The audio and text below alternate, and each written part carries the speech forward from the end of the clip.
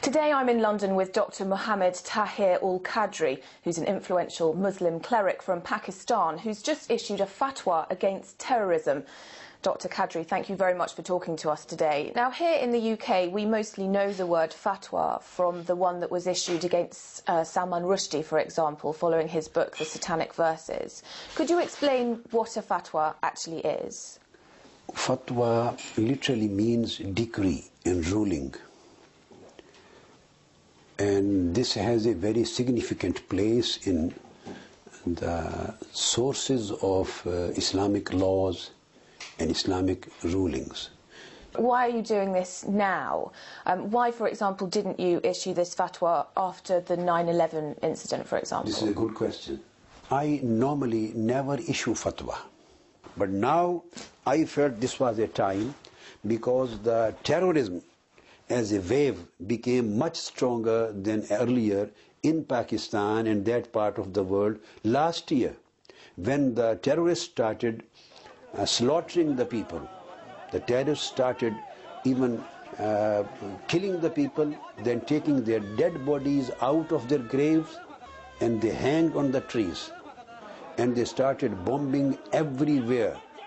So the wave became strong, and they captured a particular areas, the Dir and Sawat, and they took over.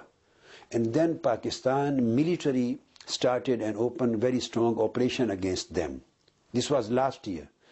And at that time I found many scholars and many preachers, even many political leaders, religious political leaders, I found them silent on this act of brutality committed by the terrorists. Can we talk in a bit more detail about what you say in the fatwa? It's a long document, but nowhere in it, as far as we've seen, does it mention jihad, holy war.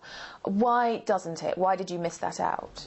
I have concentrated only on the subject of terrorism, but I have mentioned in my book categorically that this act of terrorism is not jihad. So in fact terrorism can't be considered as a part of holy war? Absolutely not. Let me tell, the holy war is also a wrong translation. That is wrong translation, I would declare, and I think you would be the means to communicate this message first time to the world. And its meaning is struggle. That's it. The word war is not included in the origin and in the format and in the meaning and implication of word jihad. Jihad is a very wider concept. It means just to strive for, to struggle. Good endeavors, good struggles, good putting whatever energy and abilities you have. If you put all energies and efforts to achieve your good end, that is known as jihad. So there is no place for aggression in concept of jihad. No place of brutality, no place of killing mankind. So the holy war is not the concept, it is holy struggle.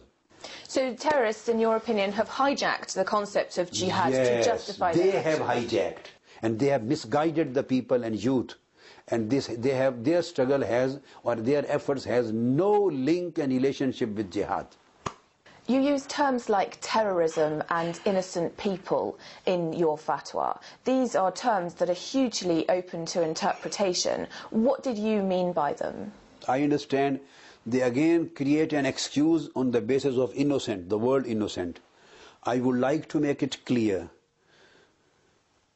In case of killing or non-killing, the word innocent has never been used in Quran. This exception of innocent has never been given in Quran and nor in the Sunnah of Holy Prophet, Prophet of Islam. The word in Quran is used, man qatala, auzu billahi minash shaitanir rajeem, man qatala nafsan bighayri nafsin. This is the word used in Quran, not innocent.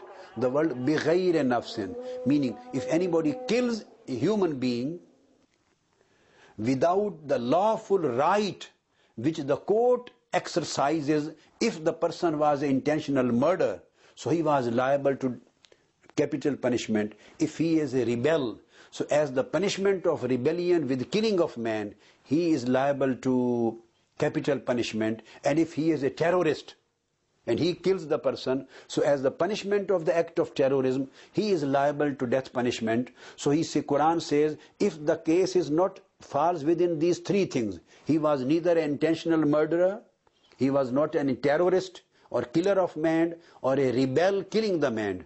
So if anybody kills any person who does not fall within these three categories, so the whole world after this, that is the innocent people.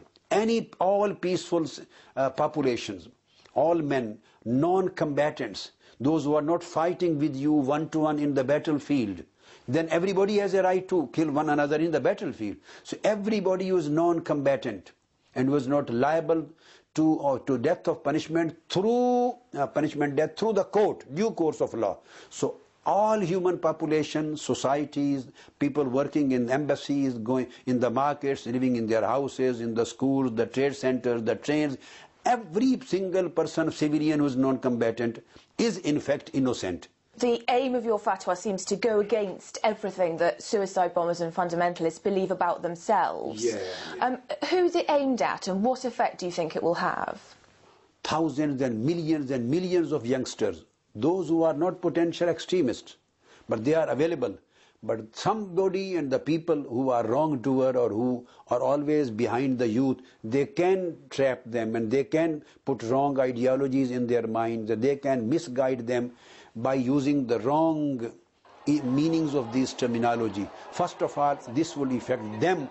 They would be clear and they would be never, you can say, kidnapped by the terrorist people. Secondly, thousands of those youth and people who have not been totally brainwashed and who has not become suicide bombers yet, but they are on the same track. They are going on the same road. They are going forward. They are not yet achieved that station, but they are on the same lines. They have become conservative.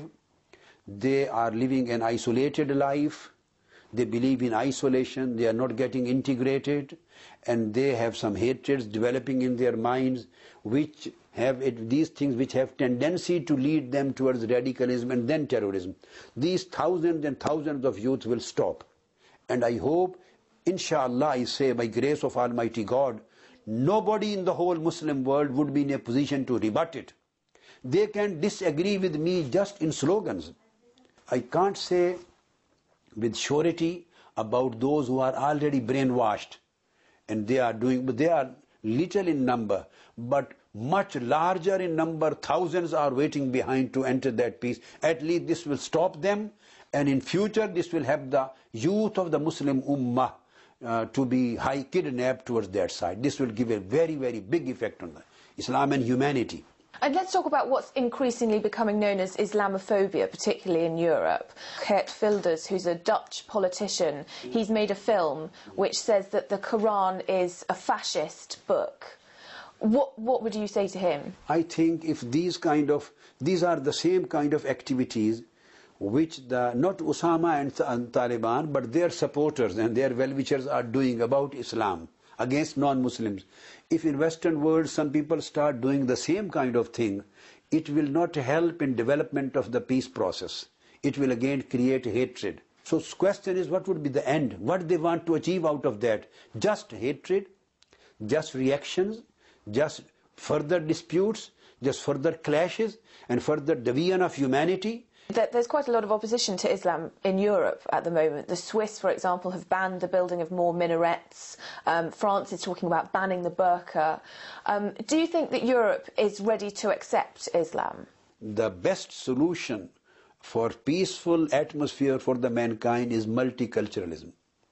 There should be full democracy, freedom of religions, freedom of cultures, except no freedom for terrorism.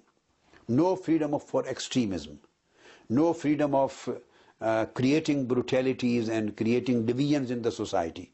The first Islamic society and state created by Prophet Muhammad, Prophet of Islam, in Medina was a multicultural society. He started this society and state from an alliance with Jews and Christians and their allied tribes. And their local customs, their cultures, their traditions, their religions and their customary laws were given guaranteed protection. Everybody would live according. So Quran says, Lakum dinukum waliya deen. This is a very full-fledged surah on freedom of religion in 30th part of Quran. And I'm quoting just the last verse. The full surah is on freedom of religion.